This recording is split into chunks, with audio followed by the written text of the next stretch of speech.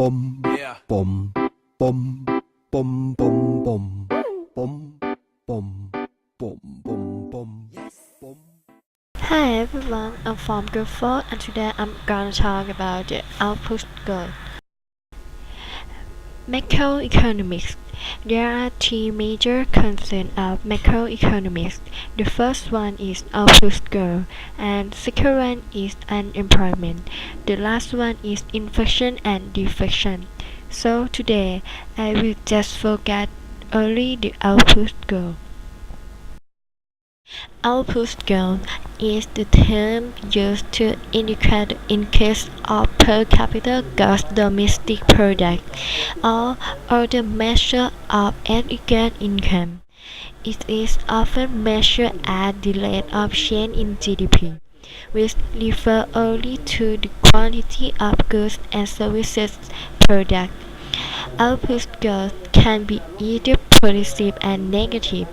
The negative growth can be referred to by saying that the economy is changing. Negative growth is associated with economic recession and economic depression. The main measure of how an economy is doing is aggregate output, the total quantity of goods and services produced in the economy in a given period. Economics to a distinction between short-term economic stabilization and long-term economic growth. The topic of economic growth is primarily concerned with the long run.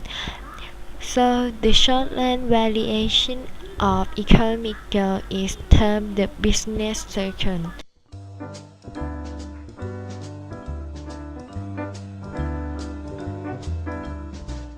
Okay, today we will start on the topic of business cycle.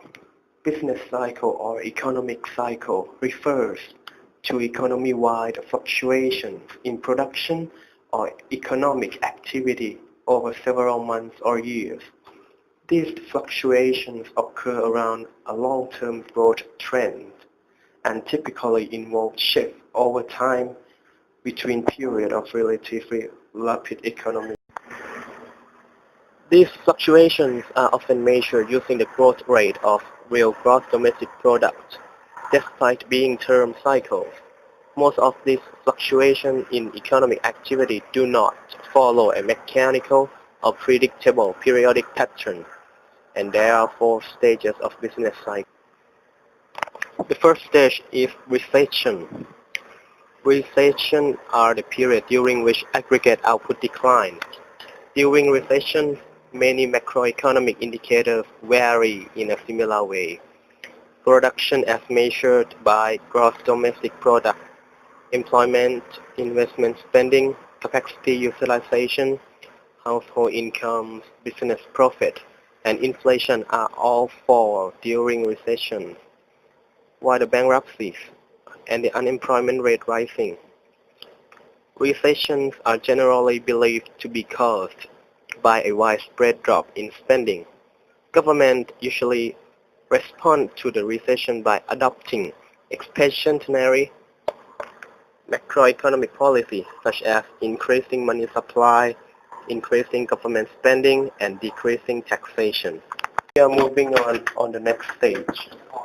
The second stage called depression. Depression is a prolonged and deep recession. It is more severe downturn than the recession, which is seen by economists as a part of normal business cycle. Consider a rare and extreme form of recession. A depression is characterized by its length and by abnormal increase in unemployment, fall in availability of credit, shrinking output and investment, numerous bankruptcy, and reduced amount of trade and commerce, as well as highly volatile relative currency value fluctuations, mostly devaluation also. The price deflation, financial crisis, and bank failures are also common elements of the depression. The next one is expansion or boom. It is an increase in the level of economic activity. Typically, an economic expansion is marked by an upturn in production and utilization of resources. Economic recovery and prosperity are two successive phases of expansion. It may be caused by a factor external to the economy such as the weather condition or the technical change, or by the factor internal to the economy such as the fiscal policy, monetary policy, the availability of credit, interest rate, something like that. And the global condition may influence the level of economic activity in various countries. An economic contraction and expansion related to the overall output of all goods and services, while the terms inflation and deflation refers to increasing and decreasing prices of commodities.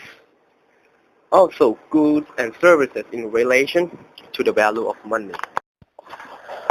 The last stage is contraction, recession, or slump.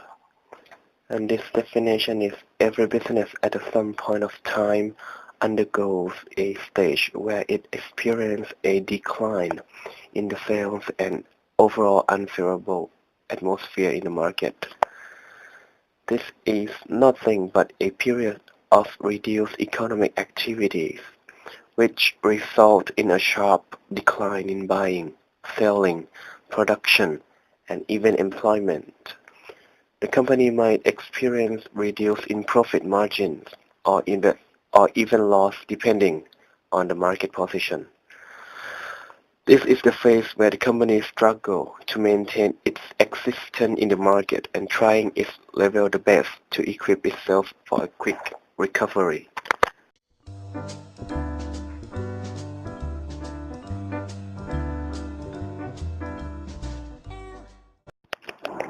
For example, analysis of output gap developments in individual countries. The previous section investigates output growth dispersion and its composition across the euro area countries. The focus of this section is the main features of the business cycle, as measured by the output gap in each country, while the next section analyzes the main features of trend component developed in each country. In order to present some standard fact about business cycle development, it is necessary to look at the standard deviation of the output gap series for a certain country. This measure is often referred to as output volatility. Computing this measure would allow for a comparison of the difference across the business cycle of the various euro area countries. Taking the whole sample, Chart 17 shows the standard deviation of the output gaps of the 12 euro area countries. And for the euro area as a whole, the first remarkable result is that for the entire period 1971 to 2004, all countries except France had on average larger output volatility than the euro area as a whole. The reason for this is that a positive output gap in one country is likely to have been compensated by the negative one in another country. Another broad conclusion that can be drawn from the same chart is that larger countries with more diversified economies tend to show smaller output volatility than small open